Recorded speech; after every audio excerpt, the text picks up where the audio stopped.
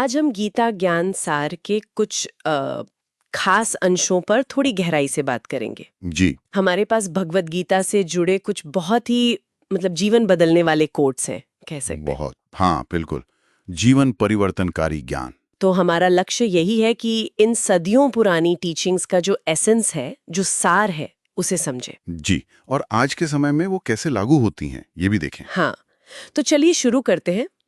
एक जो बहुत पावरफुल आइडिया है वो है स्वीकृति का। स्वीकृति, एक्सेप्टेंस। हाँ, गीता में जैसे कहा गया है, जो हुआ वो अच्छे के लिए हुआ, जो हो रहा है अच्छा हो रहा है। और जो होगा वो भी अच्छा ही होगा।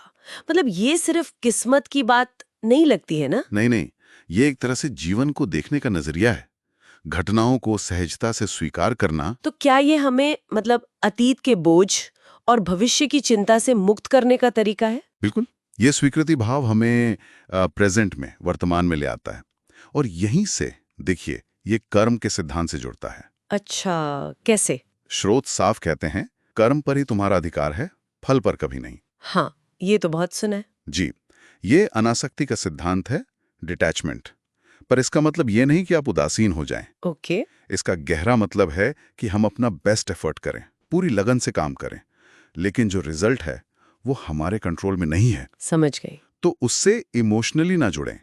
अगर प्रैक्टिकली देखें तो ये हमें फेलियर्स से निराश हुए बिना आगे बढ़ने में मदद करता है। हाँ, और शायद प्रेशर भी कम महसूस होता होगा। बिल्कुल, क्योंकि ध्यान प्रोसेस पर है, परिणाम के डर पर नहीं। ये बहुत दिलचस्प है कि कैसे स्वीकृति और कर्म ये दोनों मिलकर एक प्रैक्टिकल फिलॉसफी बनाते हैं। जी हाँ। और इसी से जुड़ा एक और विचार है कि मनुष्य अपने विश्वास से बनता है।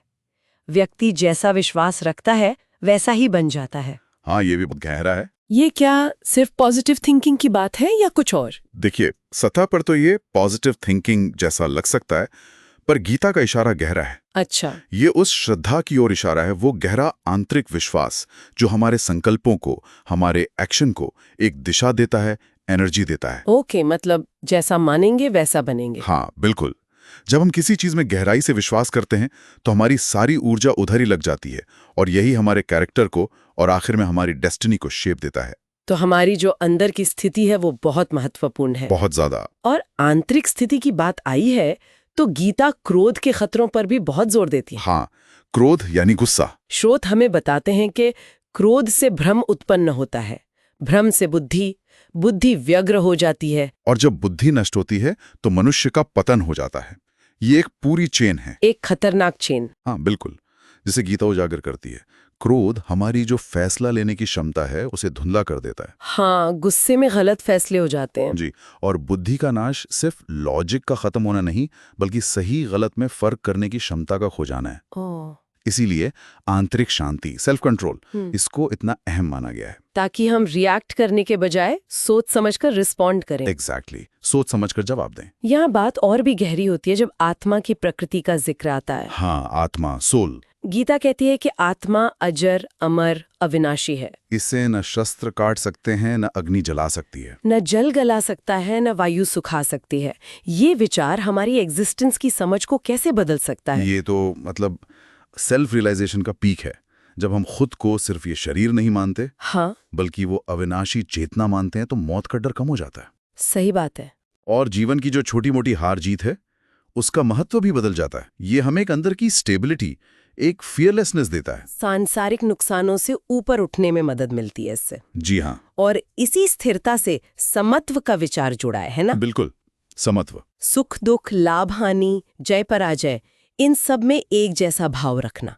गीता इसे ही योग कहती है। सही कहा आपने, समत्वम योग उच्यते, समभाव ही योग है। इसका मतलब क्या इमोशंस को दबाना है? नहीं नहीं, दबाना नहीं, बल्कि उनसे अभिभूत ना होना, ओवरवेल्म ना होना। ओके। जीवन में उतार चढ़ाव तो आएंगे ही, लेकिन समत्व का अभ्यास हमें शांत और फोकस्ड रहने में मदद करता है, ताकि हम सही निर्णय ले सकें और अपना कर्तव्य निभाते रहें। ये इमोशनल मैच्योरिटी का हाईएस्ट लेवल है, कह सकते हैं। इन सब शिक्षाओं के साथ एक समर्पण और भक्ति का मार्ग भी बताया गया है। हाँ, भक्ति मार्ग। भगवान कृष्ण कहते हैं, मुझ में मन लगाओ, मेरे भक्त बनो, मेरी पूजा करो, मुझे नमस्कार करो। ऐसा करने से तुम निश्चित रूप से मुझको ही प्राप्त करोगे।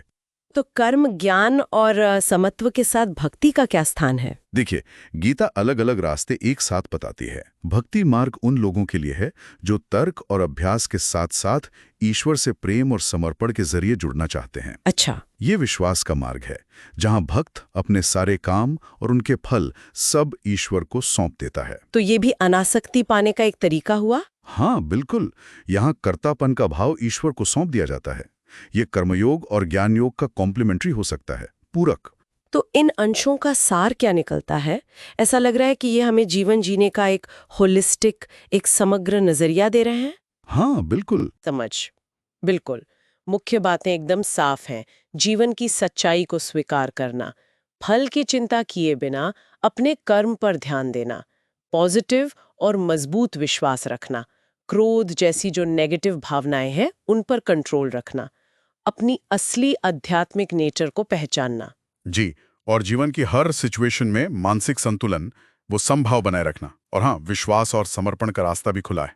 ये सब सोचते हुए एक सवाल मन में आता है, अगर हमारा अधिकार सिर्फ कर्म पर है, फल पर नहीं, और हमें समभाव रखना है, तो फिर जीवन में बड़े लक्ष्य बनाना, उनके लिए पैशन के साथ मेहनत करना, उसका क्या मतलब रह जाता है? हाँ, ये बहुत ही रेलेवेंट सवाल है आज के समय में। क्या डिटैचमेंट और एम्बिशन, मतलब अनासक्ति और महत्वाकांक्षा, ये साथ साथ चल सकते हैं? देखिए, गीता महत्वाकांक्षा या कोशिश के खिलाफ नहीं है। शायद संदेश ये है कि आप लक्ष्य जरूर रखें, ओके। पूरी क्षमता से प्रयास भी करें, लेकिन उस लक्ष्य से या उसके रिजल्ट से अपनी खुशी या शांति को ना जोड़ें। अच्छा, मतलब अटैच ना हो। हाँ, प्रयास करना हमारा धर्म है, हमारा काम है। परिणाम प्रकृति या ईश्वर के हाथ में है। इस समझ के साथ जब हम कोशिश करते हैं तो हम तनाव मुक्त रहते हैं और शायद बेहतर परफॉर्म भी कर पाते हैं। बिल्कुल। शायद सच्ची अनासक्ति हमें बिना ईगो या डर के बड़े लक्ष्य साधने की ताकत देती है। इस पर सोचने की जरूरत